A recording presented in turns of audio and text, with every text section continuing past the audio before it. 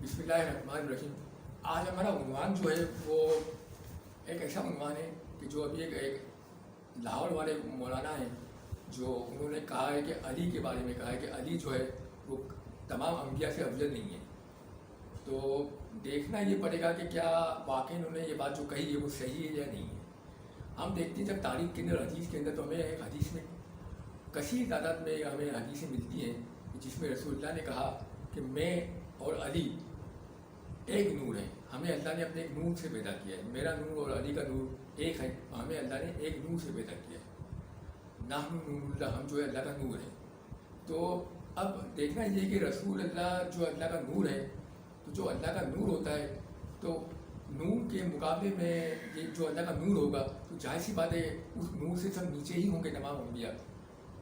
सब नीचे ही होंगे, क्योंकि रसूलुल्लाह जब अल्लाह के नूर हैं तो इसका मतलब ये हुआ कि तमाम अम्बिया जितने भी हैं वो सब के सब जो हैं, तमाम अम्बिया, तमाम फरिश्ते वो रसूलुल्लाह से नीचे हैं रुतबे के अंदर, मर्तबे के अंदर। और रसूलुल्लाह ने फरमाया कि मैं और अली जो है वो एक नूर से पैदा हुए हैं। तो इसका मतलब ये हुआ कि अली जो है वो भी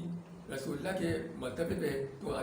अली से भी तमाम अम्बिया जो है और तमाम फरिश्ते जो है वो मर्तबे में नीचे हैं। और फिर रसूलुल्लाह का ये जुमला ये हमें बयान करता है, बताता है कि मैं और अली एक नूर से पैदा हुए हैं। तो इसका मतलब ये हुआ कि अगर किसी ने हदीस को डिनाई कर दिया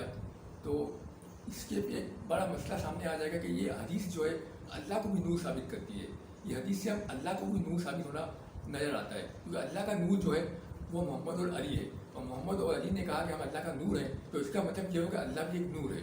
तो अब अगर मुसलमान इस हदीस को नहीं मानेंगे तो अल्लाह के मुकाबले में, अल्लाह जो नूर है उसके मुकाबले में दूसरी हदीसें जो है वो किताबों में, तारीख के अंदर ये मिलती हैं कि अल्लाह का हाथ भी है, अल्लाह का पेड़ भी है। और बहुत सारे जो फुका हैं, जो आलिम हैं अहले सुन्नत के, जिनके मैं नाम नहीं ले रहा उस वक्त, उन्होंने ये कहा कि अल्लाह का हाथ भी है, अल्लाह का पेड़ भी है, हमने अल्लाह को देखा भी है। और बुखारी की रिवायत भी है कि जब जहन्नुम पुकारी भी कि मुझे और दो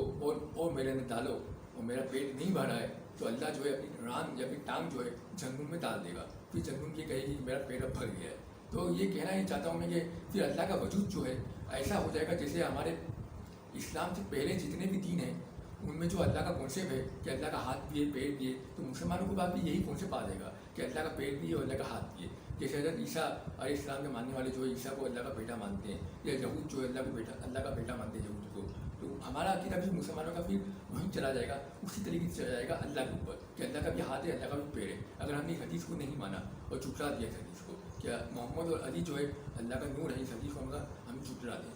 और दूसरी बात ये है कि अगर ये कहा जाए कि अली जो है वो अफजल नहीं है तमाम अम्बिया से, तो वो अली जिसको रसूल ने अपना नाइब बनाया, अपना जानशीन बनाया, अपना वली बनाया, अपना वसी बनाया, तो उसके मुताबिक ये कहना कि वो जो है उसके फ़जाइल बयान मत करो, उसकी मर्तबत बयान नहीं करो और उसके डेजिग्नेशन बयान मत करो, क्योंकि वो रसूलुल्लाह के, जब रसूलुल्लाह का वसी, रसूलुल्लाह का जानशीन जो है, जो इतना काबिल है कि जिसके मुताबिक रसूल ने कहा कि ये मेरे इल्म से एक दरवाज़ा है, मैं और अली मुझसे है, मैं अली से हूँ, अली जो है जन्नत और दोज़ख का तकसीम करने वाला है। और ना जाने अली के बारे में क्या क्या बातें बयान की है जो लोगों को पता है। तो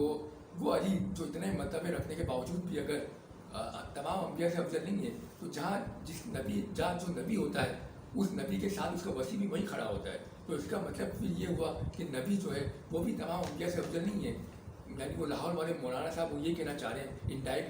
इनडायरेक्टली वो ये कहना चाह रहे हैं कि रसूलुल्लाह जो है वो भी तमाम अम्बिया से अफजल नहीं है, क्योंकि जब उनका वसी जहाँ नबी खड़ा होता है वहीं उसी पोजीशन में उसका वसी खड़ा होता है। अब ये नहीं हो सकता कि नबी यहाँ खड़ा हो उसका वसी यहाँ खड़ा हो, या नबी यहाँ खड़ा हो उसका वसी यहाँ खड़ा हो, ऐसा नहीं हो सकता है। जहाँ नबी होता है उसका वसी भी वहीं खड़ा होता है, उसी पोजीशन पे खड़ा होता है। तो जब वसी जो है उस पोजीशन पे खड़ा होने के बावजूद जो है तमाम अम्बिया से जो है अफजल नहीं है, तो इसका मतलब ये हुआ कि वो नबी भी तमाम अम्बिया से अफजल नहीं है। तो जब नबी भी तमाम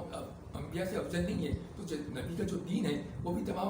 अम्बिया के दीन से जो है वो अफजल नहीं है। और फिर नबी की जो किताब नाजिल हुई है वो कुरान जो है वो भी फिर तमाम अम्बिया की जो किताबें हैं उनसे अफजल नहीं है। ये तो बात यहाँ पे आ जाएगी, रसूलुल्लाह पे बात आ जाएगी, रसूलुल्लाह के मरातिब पे बात आ जाएगी। अगर आप अली के मरातिब को झुटलाएंगे और अली के मरातिब को आप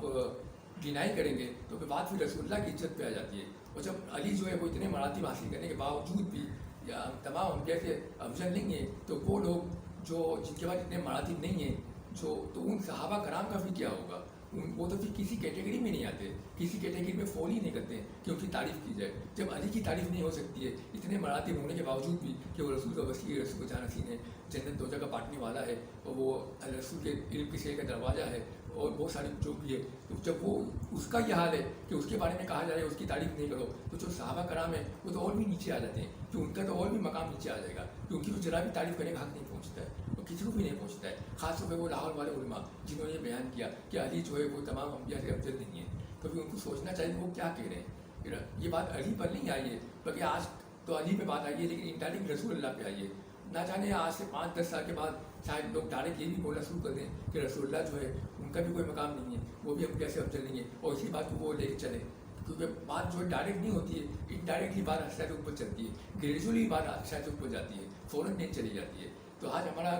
تقریر کرنے کا مقصد یہ تھا, لوگوں کو بتانے کا مقصد یہ تھا کہ یہاں پہ بات رسول اللہ کے اوپر آ رہی ہے, رسول اللہ کی عزت کے اوپر آ رہی ہے, دین اسلام پہ آ رہی ہے, قرآن پہ آ رہی ہے. تو یہ مسلمان کو سوچنا چاہیے کہ آیا ایسے لوگوں کو خطابت دینی چاہیے, ایسے لوگوں کو سہارانا چاہیے, ان کی تعریف کرنی چاہیے ایسے لوگوں کی جو ایسی باتیں کرتے ہیں, یا نہیں کرنی چاہیے. بس ہماری گفتگو اس سے بھی اتنی ہے. والسلام علیکم ورحمۃ اللہ وبرکاتہ.